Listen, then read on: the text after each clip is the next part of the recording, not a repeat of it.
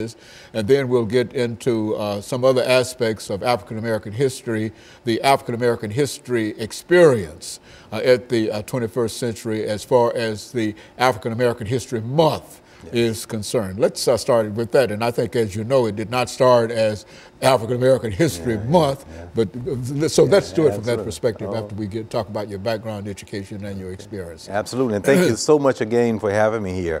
I'm Dr. EKSanford, and as you said, I'm a professor of sociology at Tennessee State University. I started in reverse. I did a postdoc education at Penn State University and State College, Pennsylvania, in gerontology and evaluation research. Did my doctorate degree, very proud of, at Howard University in Washington, D.C. And there I also worked with the national headquarters of the American Red Cross, doing HIV/AIDS education research and evaluation unit there. Kind of interesting because right here in Nashville with Dr. Ed Sullivan, there's a first response center, and I work with Dr. Jackie Fleming on that project here, and that stemmed from that earlier work in Washington, D.C. Also worked with the National Organization of Black Law Enforcement Executives in Washington, D.C. That was an excellent experience. Did my undergraduate work at North Carolina Central University in Durham, North Carolina. As also, I was at the Institute for Social Research at the University of Michigan, and that was a wonderful educational experience. But as I look back on that time at Howard University, with Dr. Martin Luther King's birthday becoming a holiday, I was at all of the protests from the time Stevie Wonder started it to the time that it finally went into fruition with that President Reagan of all people to make it come to be a birthday for Dr. Martin Luther King Jr. And so, excuse me, in a real sense, that was really an addition to the African American historical experience, as well as African American History Month or African American History Week. Let's look at some of the things that, when you think about the African American history experience or the concept of African American History Month, let's say something about that in the last couple of minutes that we have. Okay, and very good. We have to give credit to Dr. Carter G. Woodson.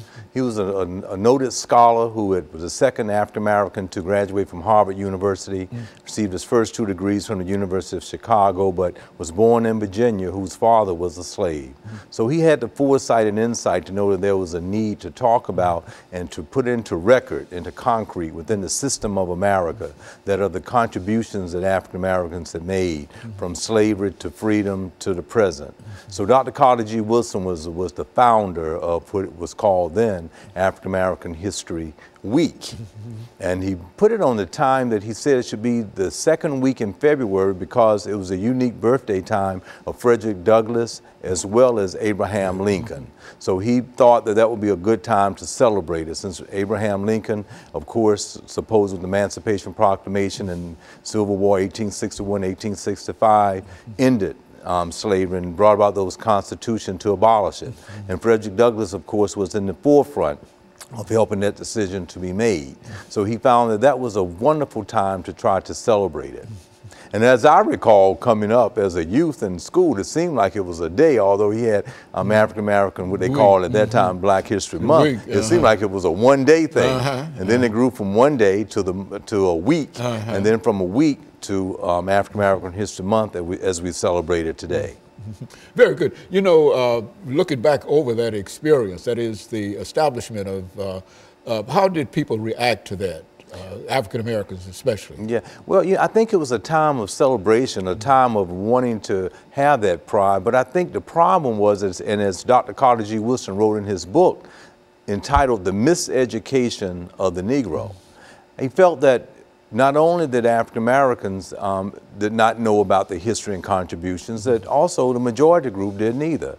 So he felt, I think, as a primary thesis of the book, The Miseducation of the Negro, that it would bring a certain sense of pride to that group to know about the history, to know the contributions that they made to the American culture, and that from that point on, when that African American History Week was founded, that it would grow and grow and grow, and that people would have a certain sense of pride. But I think ultimately he had wanted to become a part of the institution of education, from elementary school to junior high to high school, that people would learn about it, and then would be celebratory for all different ethnic groups throughout the United States. Very good. Let's stop here, and we're going to have our first commercial break, and we'll be back with our audience following this very, very short commercial break.